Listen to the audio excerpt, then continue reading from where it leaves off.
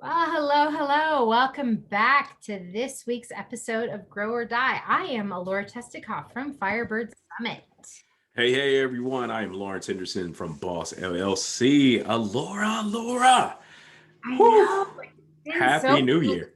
changes. I know. Like we're at the end of January and we're Oh finally my gosh. our holiday break kind of took on a life of its own for a Yeah, whole it bunch of did. crazy reasons. But I am so excited to be back Yeah. and more excited because today I'm dying to talk about something that totally unexpectedly, unplanned, has been a humongous topic for each of us independently. And I Yeah. think it's a great thing for us to talk about today. Let's And do it. that is buying a business. So as entrepreneurs, right, there are so many ways you can skin that particular cat. You can start a business, you can take over someone else's, like any number of ways. And I think that I know that I do a lot of coaching work with people who have either recently bought a business or who have hit a point in their career where they feel like there's not necessarily that much growth they're going to do in kind of like the climbing the ladder model of what they're in. So does buying make more sense? Does starting their own? Like there's so much sort of Richard Branson Kool-Aid drinking about like, the sexy glamour of having your own business kind of thing. And, as someone who grew up in a family owned business, I never had a sexy view of what any of it looked like, right? Like we never got vacations. My dad, my parents worked together and then they would fight together. So, like I grew up in on my dad's side of the family, I'm literally the fourth generation entrepreneur. So like there's no romance to it in my worldview at all. But I also totally get why. And I'm guilty of those fantasies too, right? There have been times when I'm doing the 9 to 5 thing for someone else. And after a couple years, 3 years, 5 years, whatever the hell it is, I'm just like, screw this, man. I'm so tired of like making other people money. Like I just want to go out and do my own thing. And for me, one of the things that's always hilarious, I tend to vacillate, right? I go through these periods of my life where I'm like, screw everybody else. I'm going to be free and I'm going to do my own thing. And then the pendulum swings the other way and I'm like, oh my God, I'm lonely. I want to be part of a team. I don't want to have to be responsible for my own pipe. Like, and I just go back and forth. And I have long since given up the idea that I'm supposed to be one or the other because in reality, there are times in my life where, you know what, freedom and flexibility rule. Other times when stability and being part of a team rule. And I Yep. cannot always predict that. But what I always find is that when people are ready to start discussing or exploring, running their own business, there's so many permutations of what that looks like, and I love the journey that you've just recently kind of found yourself in, very parallel to my fiance and the conversation he and I have been having because he is genetically incapable of working for someone else. Like he cannot do it. Like it is just not even possible. And if he tried, he would be unbearable to be around. And to be fair, I kind of feel like you fall into that same category in I oh so do. many ways, which is why he loves listening to you. He's like, dude, Lawrence rocks. And I'm like, yeah, that's because the two of you have very similar weaknesses. Both of you are in no way inclined to be told what to do by anybody. Yeah. And so, Oh, but the thing is that there are also really important things, especially, again, this is one of those things that once you're over 40, you kind of run out of some excuses in the in the like sort of know thyself category, right? mhm. Like when you're 20, you can say, hey, I don't know, I've never done this before. I'm gonna dive in and see how it goes. Get into it, you're like, dude, this blows. This is what I had at mom and screw this, get me out. But once you're in your 40s, you're like, dude, I got a spouse, I got a mortgage, I got responsibilities. I also should be old enough to know better. And I should know that, no, you know what? I'm not getting up at 5 o'clock in the morning every morning anymore. Or no, I'm, not willing to work all day on, Sunday to catch up on my email before I go to work on my, like, there's so many things that we learn about ourselves.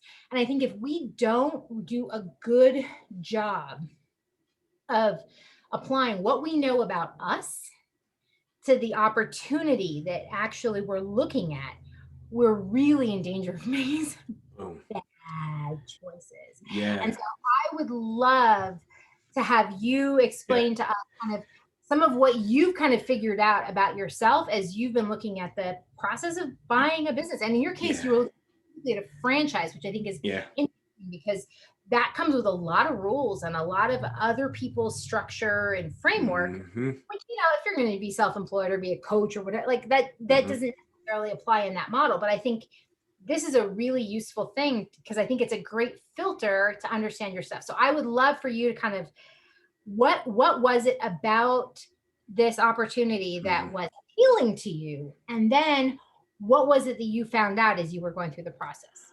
Yeah. So there are a number of things that you think about entrepreneurship, and again, unlike you, I heard stories about my grandfather being an entrepreneur and learning how to do people's taxes and all the rest of that stuff. But when he passed, I was 8, and so I never seen him in action. And so I didn't have a lot of I wasn't a legacy business owner, and so or I didn't know a lot. Like I knew one from church, and my buddy's father, they had a engineering designing firm like that. Okay, that's not like a pop-up shop or nothing, like like a design engineer. And so as it pertains to business and the opportunity, the reason why the opportunity that I was pursuing, and again was past tense, is it was the sexy pick, right? And to your point about working for someone, having that structure already built in, it was also, I believe, in my mind, it was like, kind of purpose, vision, direction. All right, good. I'm good with structure, right? The military did that to me. I blame it on them. But it was already built. It just needed some other sweat equity. I was already well built leader. I felt like I could add myself to that. Well, what what I came up against was something you just alluded to: the freedom and flexibility to be whole as me in my business, right? And so if that opportunity was the only thing out there, I believe my process and my mindset would have been totally different to go all in into that opportunity. But because I was sold out early on 2020 into Boss, I actually had established myself around my values. I had established some partners. I had established several different things. And what was happening is this conflict of identities, and the conflict of, do you go and be soldier Major Henderson again? Or do you be whole Lawrence in Boss? And the conflict was, I had to sit, I got quiet, and I said, okay, if I go all in on this, what am I giving up? And it was clearly the old school pros and cons list. And there were all too many cons in the franchise opportunity, to the extent that I didn't even feel whole. Like I didn't even recognize the person I was trying to evaluate in that scenario. And so the answer became very evident: is I was not honoring my family. I wasn't honoring me by going after something that I was enamored by. It was sexy. It was a name recognition. But my wife had to say something to me. She was like, I kind of like Boss. Like, it's kind of sexy. And plus, you've been developing that thing. But it really came down to this statement that I actually wrote, and I've been telling my clients over and over again. It's like, just because you can doesn't mean you should. Just Cha-ching. be- just because you can doesn't mean you should. And I was convicted, because all the years in uniform, jack of all trades, master of none, it was perpetuated. It was over and over and over again. We prided ourselves on not being specialist or these other things, but really, it just made us crazy, that we were like, okay, I just got to learn this job. I got to learn this job. And then we did what we had to do. But now on this side of life, now that I'm operating in purpose, now that I feel like I'm operating in a space all the time where I'm helping people in a way that I desire to help people, I literally would have been taking myself out the game with that other opportunity. And something just wasn't sitting right. So that's awesome. Yeah. And I love that point, right? Just because Yeah. you can doesn't mean you should. This is Yeah. this one of the hardest lessons for me to really reconcile for myself in my middle age, right? Because I spent so much of my the early part, I didn't say early, the first 20 years of my career, let's just put it that way. First 20 years of my career were about proving that I could. And so everything I took on was, it had to be bigger and harder and more complicated and ideally more high profile or whatever than what I had done before. And so it was always climbing higher. And I've hit this point where my inclination for a big, bad, scary, like overwhelming kind of thing is to say, oh, sure, hell yes, bring it on. But the problem that I have had to learn to reconcile is that once I get into that, I'm like, dude, this is the same boring shit I was doing before. I don't want to do this anymore. Like, what am I proving and to whom? Like, what? Like, I'm not even interested in doing this stuff anymore. But in the moment, and I've really struggled with this, I have actually kind of had to learn to stop myself from responding to opportunities, because I have a great network of people who really know what I have historically done, and they want me to come help them do that in wherever they are. And I'm like, but I don't want to, like, but I have to stop myself, because in the moment when they say to me, oh, dude, there's this big, the great example, one of the most consistent sources of new, like crazy, exciting projects called me about a year ago and said, we have this amazing opportunity in Dubai. But basically, I was going to have to go to Dubai for a year and a half. Now, at that particular moment in time, I don't know if I was living internationally yet, but my dog had died. I was single. Like, I could have picked up and moved to Dubai. Like, I've had other really like big kind of sexy sounding international opportunities come up before, but there were other reasons I couldn't do it. Like, I was married, I couldn't take my dog, like whatever reason. And anybody who says your dog is not an important enough reason, to you, because my dog was the reason for plenty of things in my life. But like at different points in my life, there were other reasons I couldn't. Finally, I get something that comes in, and it's a big, hairy, audacious, like huge ass thing. And like, playing up to my biggest ego weakness, it is in Dubai, and I would be a woman leading this humongous technology initiative. So, girl in two boys clubs running the show. And like, my initial reaction when she first called me to figure out if I was interested was, oh, hell yes, I will be on the next damn plane. And then I went to bed. And the next day, I'm thinking about it. And I'm thinking about the actual work and the day in, day out reality of what that work is. Never mind the Dubai factor, never mind me being, a liberal, mouthy feminist in a very conservative part of the world. But I'm like, just thinking about the work. And I'm like, what? Like, it doesn't even sound fun. But I get excited at just the like enormity factor. And then I get into the reality of the day, and it's just, dude, it is just a drudge. I don't Oh my God. really want to do that. But it's taken me 20 plus years to learn to stop my, oh, hell yes, sign me up and buy me a plane ticket, from, do I really want to do that every day? Not You really. just hit on something that made that situation something that me and Japri laugh about. Like, we literally laugh about it. So later after I made the decision, I coined the statement in my meditation. She's like, I want fries and a milkshake from that place. And normally the one in our area, like they get the food to us extremely fast. And this one time I made it to the window. This particular day, after I made the decision, like, it's not for me, doesn't match, doesn't line up. I get to the window and I'm looking in the window and I start laughing at myself. And just what you just said, I was like, dude, what made you think that you wanted to do that for the foreseeable future? Was like, and I mean, I'm like rolling in the wind, like like the young lady had to think I was crazy. Like she was like, what is this dude laughing at? And I was like, Allura, I'm looking in here and I'm like, what were you, what were you thinking?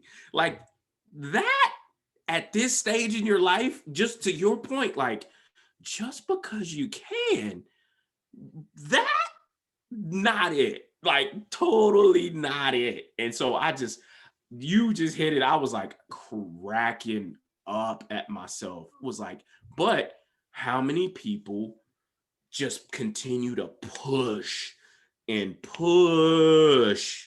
That's it. It can only be funny because you realized before you made a mistake that you couldn't get out of easily. Right? If you had gone all in and 6 months into it, you're like, oh crap, I made a bad call here. It would not be funny. You would Not at be all. you would be all locked in, you'd be financially obligated, you would have Mm-hmm. like the sacrifice level, like, dude, they would not have been funny, but it can be funny. And this is, I think, the thing that makes me feel somewhat better about, those days when again, when my friend called me and said, hey, are you interested in this job in Dubai? My immediate answer to her was, oh, hell yes, of course I want that. Now, having said that, she's also smart enough and knows me well enough to know that, like, give me a couple days to kind of, circle back around, make sure I'm still good. So when I texted her 2 days later, I'm like, the more I think about this, the more I'm thinking, not so much. And she was cool with that. And she doesn't get her knickers in a twist about that kind of stuff, which is great. But the thing is that if I had found myself up to my eyes in Dubai, like I packed up my life, moved everything, moved to Dubai, taken on this project, and I was up to my eyeballs in this, and all kinds of other people were depending on me, and all of a sudden I had buyer's remorse, that would have there would have been nothing funny about that, nothing at all. I would have been disappointing people who were counting on me. I would have been abandoning a project that was depending on me. I would have like felt like a complete schmuck for having agreed to something that it turns out I really didn't want to do. But again, you have to get to the point where you understand what matters to you enough to have a filter there to be able to listen objectively, toss the romantic notions of what it could be or what it should be or what, like, all the fairy tale crap, kick it out of your head. What is it? How is my life going to look in the morning when I wake up and until I go to bed at night? What does that day look like? And is that what I want my life to be?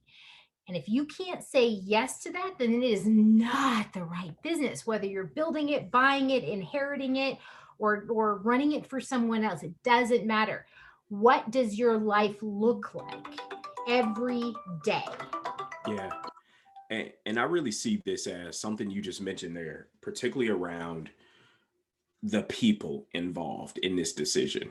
And I'm so grateful to have a life partner like I do, who was listening with the objective ear around one, listening out for the opportunity, asking thoughtful questions, but then asking thoughtful questions of me about this opportunity, and was I seeing myself correctly? And the crazy part about my crazy wife is that she will call me on my stuff, like to the extent like she'll quote back my stuff, and she knows that that's the ticket to Yep. get me, is to quote back my stuff. And she quoted some I stuff. can say when she Ah, her own words back oh on. man, and she got me, and I had to sit, and it was in those moments, like you said, because normally early in life we get down the road, we try to make the round peg square hole,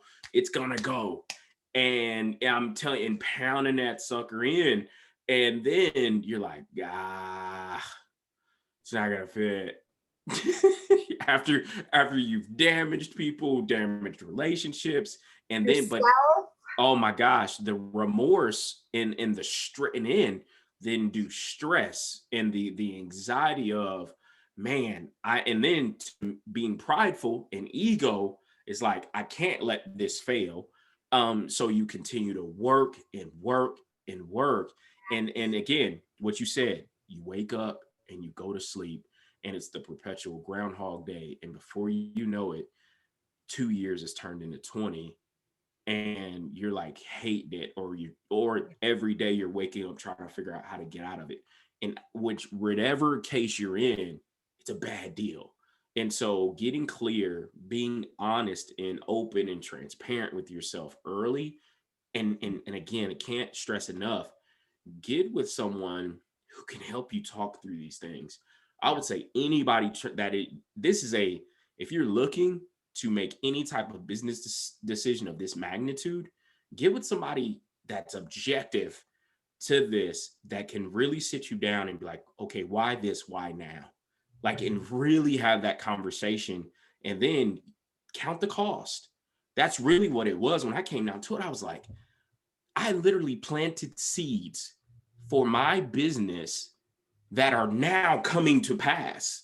And I'm having, January is going to be a record month for me because of those seeds. And again, it's setting up the rest of the year to be a record year in my thing. And I loved how you started this with, hey, if you have that itch and you say, you know what, I want to punch my own ticket, I want to make this investment into a franchise or open up your own business, brick and mortar, whatever it is, then count the cost and then go all in. And again, are there going to be those ebbs and there's flows of emotion and all that stuff? Yes, there are. But if you feel like that's your work and that's what you want to do and desire to do every single day, then be happy in it. But not begrudgingly being a business owner. That is that is not a way to be a business owner. That's actually a really, I think, a really useful way to look at it too, right? So, and again, there are so many ways you can be a business owner. You can start your own, you can buy something that, somebody is trying to retire and wants to sell off. You can, run something for someone else, even though you don't really own it. You're just responsible for it. Franchises, I think, are a very sexy kind of opportunity for people who like the idea but are still nervous about kind of what goes into a lot of it, because they do come with a lot of structure and a lot of kind of a support infrastructure that can be very valuable if you're new to this. But they also come with compromises, right? And they come with, you have to be willing to play by someone else's rules. And the thing that's always interesting to me, and this is funny, this to me is always the funny thing about you looking at a franchise, is that you ain't so good about playing with other people's rules, my friend. Which is one of the things I most love about you, because I have the exact same problem. But I always found it interesting that that was not a deterrent. So for me, that's always been a big deterrent about a franchise model. There are plenty of other things, like my fiance.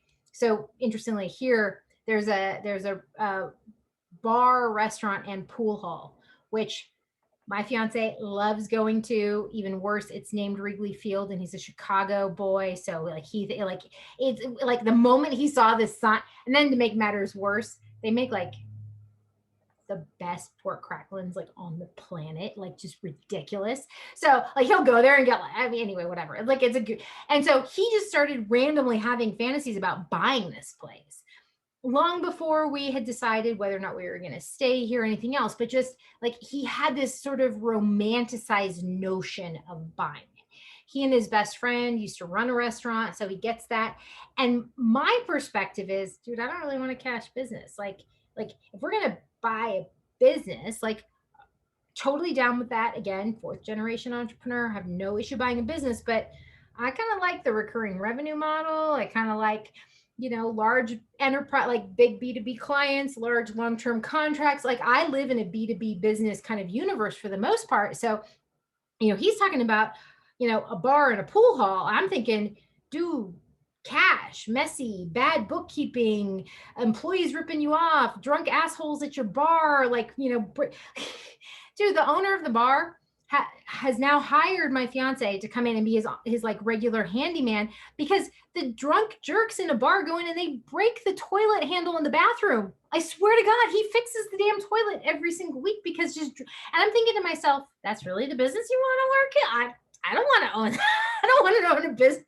And so it's been an interesting conversation for the two of us, because he had been very attached to the idea of going back to running a restaurant and bar and pool hall and everything else. And now that he's sort of just far enough away, he's like, dude, drunk people are jerks. Like, I don't, who wants to do with that? And there are parts of it that he likes. So we're talking, so as we keep talking, we're like, okay, look, we're getting ready to move again, a few states away. But I'm like, well, maybe instead of, a restaurant or a bar, like he likes the thing he likes because he's, a machinist slash contract. He likes going in and fixing and replacing or fixing equipment. He likes that part. I'm like, okay, so maybe we focus on restaurant repair and equipment, repair and replacement. Like maybe that's the focus, or maybe there's a different focus. Like how do you recraft the parts that you like so that you get, he likes the restaurant lifestyle. He likes knowing he's one of those people who always likes knowing the owner when you walk into a place. Like he loves that. Like I don't give a shit about that. So for me, that's not a thing, but it is for him. And I totally get that. So dude, if you're the repair guy who, fixes their deep fryer and their dishwasher and their convection oven, they'll still know you, but you don't have to be in that business. So how do you get the parts that, like, how do you start figuring out like the parts that you like and the parts that maybe you don't want, and then figuring out what does that mean and what are the different views? So as you were going through this, like how did some of that start surfacing for you?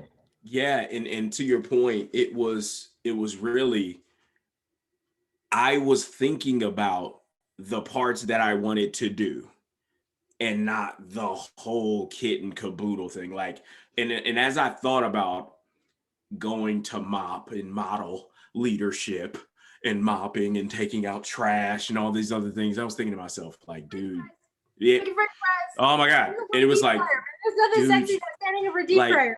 and again, and it was like, I had to go reach back to when I was, at Steak and Shake as a college student in midnight shift. When last time I had to do that.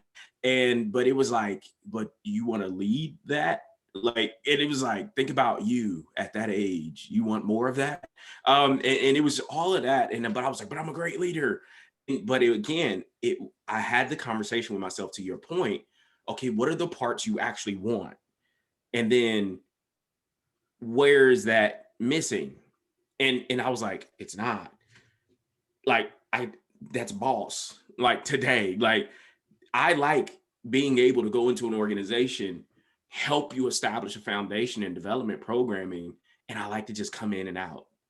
And the leadership thing is, it's more of a partnership, right? Yeah, I invoice you, right? That goes to your finance person and they do what they do. But it's a partnership, it's a relationship. And that part about that structure and everything else, it was a byproduct that I really wasn't acknowledging until my wife kind of called it out. And just how you just did, you were like, she's like, you really? Why you want to make them money? And I was like, oh my gosh. And then she hit me with this one. You're gonna really love her after this one. She pulled my card. She goes, have you really given boss 100% of you yet? Oh, Matt down. Oh, you got to give your wife a high five for me on that one. Lee, I was like, really? And this was like 8 o'clock in the morning. I'm like, well, I let a brother get his 9 o'clock coffee or something first. That's a good question. Pre-morning coffee, man. But it was so real. And I was like, you got me. And again, and to sit there and be like, you got me. If I haven't even given me 100% yet, and I'm still able to see the level of success, what if? Yeah. Okay, I got to put my butt in gear. And it was like, if you really want to do this, show yourself what 100% looks like. And that's what I believe a lot of times. And you said it, you were like, when you feel like you have the support and structure of something, I believe there's some semblance of comfort, of safety, of other things. And for some people, like, that's what they wanted. Yeah, it's a financial investment, but at least the structure is there, versus if you're going to do it on your own and you have to create that structure. And again, like you said, whatever level it is, count the cost. and count the level of effort is really what the point I'm trying to make, the level of effort associated with what you choose. And again, to your point, is that the work that you want to do? Well, And and so I think there's also a bigger picture way of looking at it too that for I sure. think is useful also, right? Because at the end of the day, I you and me both have seen plenty of examples where the right professional environment can be the catalyst for someone to discover their ability to do more, better, amazing stuff than they ever imagined, right? Especially people who come from backgrounds where they might not have had the educational opportunity, they might not have had family support, they might not have had any number of opportunities, but they're hungry and they want to do it. They don't necessarily know how to do it all themselves, but they want to and they're willing to put in the effort. But the thing is,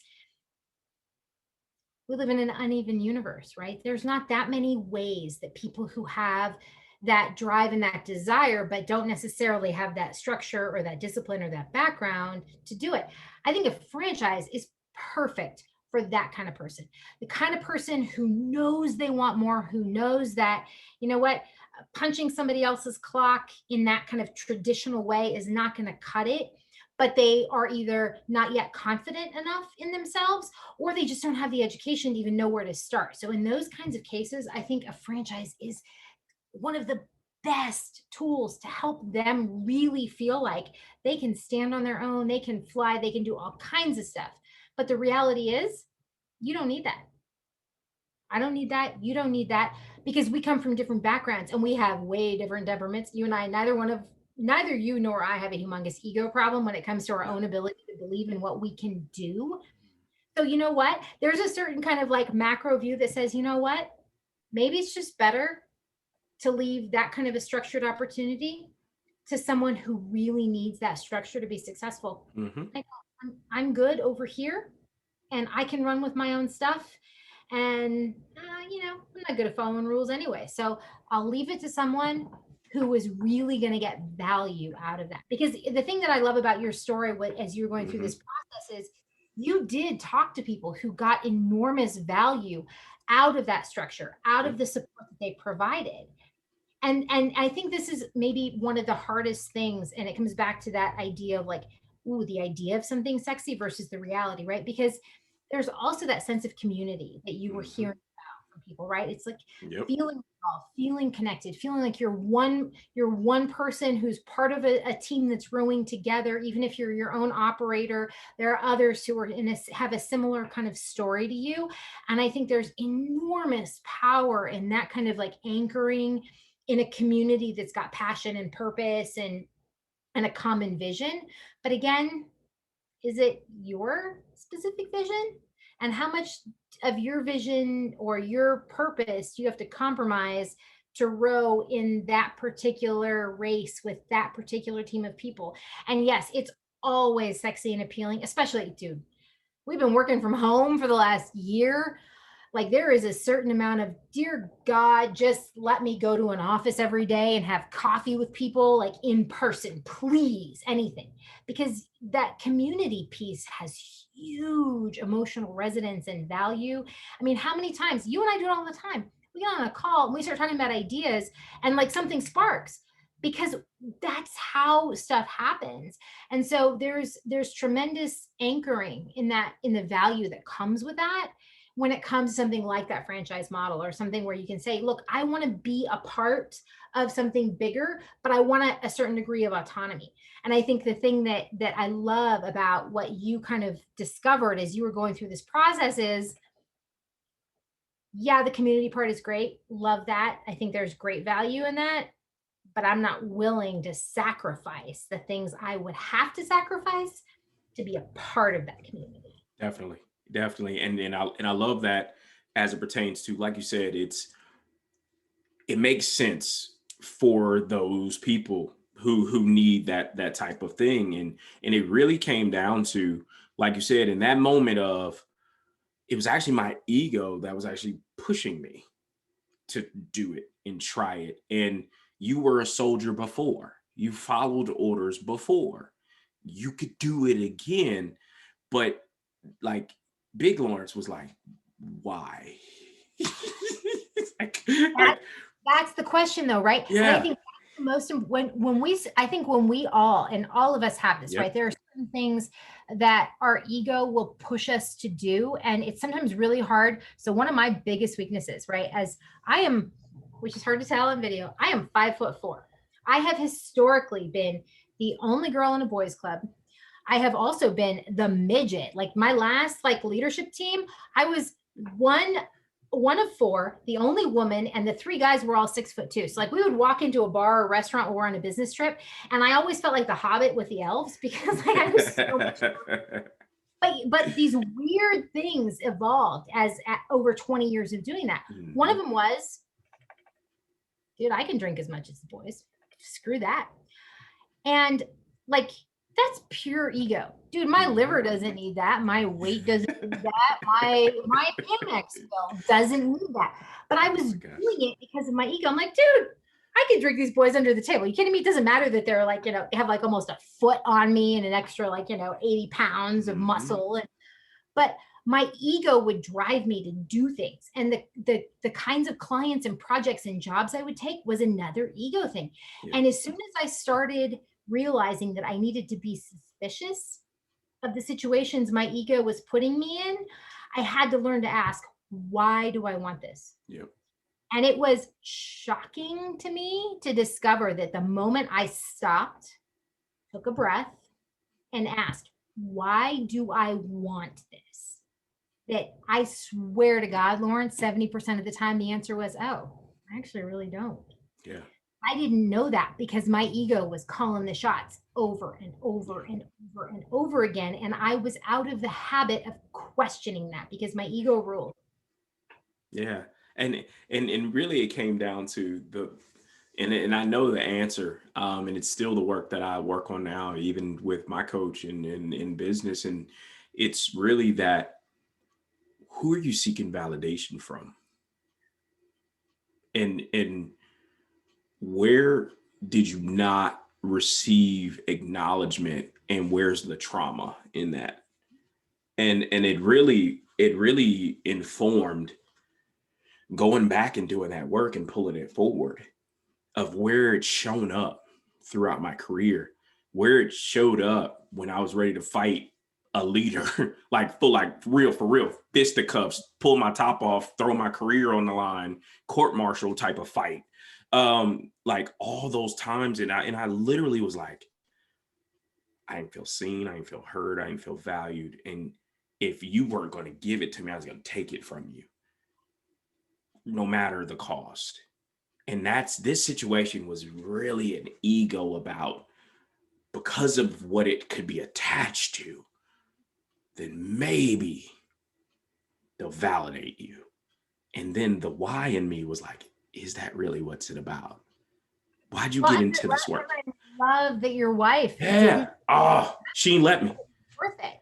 Oh, and she didn't let me because she was the first one when I was having the ego thing early when I first transitioned out. She was like, yo, look at your resume. Go pull your resume out. I was like, I'm not going to allow you to talk to yourself like that. And those were the moment, and that was another moment. Why? Right. Why? And it was like, boom, you're killing it right now, guy. Like, Yep. get your ego out of it. Get back to humility. Get back to confidence. Trusting in what you're doing as your work. You're in position. You are about to take yourself out of position for something that wasn't yours. That's not for you. Right there. And I think that's the other piece, right? Like it would be, I think it's really easy to find yourself making decisions like that. Like, okay, yeah, this is a great opportunity. I'll do it. If you haven't already figured out, no, you know what? I'm clear on what my purpose and my direction and my meaning needs to be. Because then anything you do is a conscious compromise against that. If you haven't done that work, it's really easy to find yourself having, it's like getting married when you're 20 and then by the age of 30, you're doing like, wow, holy crap, I had no idea what I was getting into. This was not a good call. But like the thing is, like, once you know, no, this is what really matters to me. This is what I need to be doing every single day. to feel like I am contributing something meaningful on this planet and that I can look myself in the mirror. Like once you know what that looks like, even if it's only vaguely in the right direction, then it becomes much, much harder to look at something else, a new opportunity, and be like, but it's great money, so I'll take it. Because you can't live with that for very long. I don't know anybody, no matter, I have a friend who always calls himself quite the money whore, and he's in the beginning, and I've watched him do this a couple times now. In the beginning, he'll accept a job, usually project based, because the rate's really good. And usually a couple months in, he's like, oh, God, this sucks. And it's funny because he's older than me and I love him to death, but he's pretty good. Honestly, he's much better than I am about just, head down, just get through it, just get through it, just get through it. But he's miserable the whole time. Like my problem is once I realize I'm miserable, I'm like, screw this, I'm out. But when it comes down to it, like he still recognizes, he hits a point after that novelty, after the ego stroke of, oh, hey, they think I'm worth all this, so I'm gonna make like whatever. Then it's like, oh Jesus, this is what my datas all look like. Ooh, ugh, I don't like this at all. But you have to get to the point in your life when you know what those compromises look like in order to be able to really just rationally be like, yeah, there's lots of upside, but I'm not okay with the downside. Not at all. And this I tell you what, this has I've been waiting to tell this story with you. No, I like it because you know what? I talk to so many people who are like, oh, I've been weighing buying a business, or, I've been looking for a business and I can't find one that I like, or whatever it is. And the thing is there's so many different ways you can do this. Again, the franchise model is just one. We could talk about starting, building, buying businesses like every day for a month. But the reality is this is like something that I think is so awesome because you had a really important realization through this process. And you didn't bail at the beginning. You got pretty deep into this process, but the lightning bolt went off and you're like, you know what? Not the right fit. But again, like there's so many things that go into that. And I'm so happy for you for so many reasons. And so I'm delighted that you got to talk to us about it today. Definitely. Me too. No, and again, at the end of the day, we're back, folks. We're back. And we're dropping magic this year in 2021. Thank God, because 2020 needed to end. So on that note, thank you this week. We will be back next week and our regular schedule commences. Thank you. All right. See you later. Bye. Bye-bye.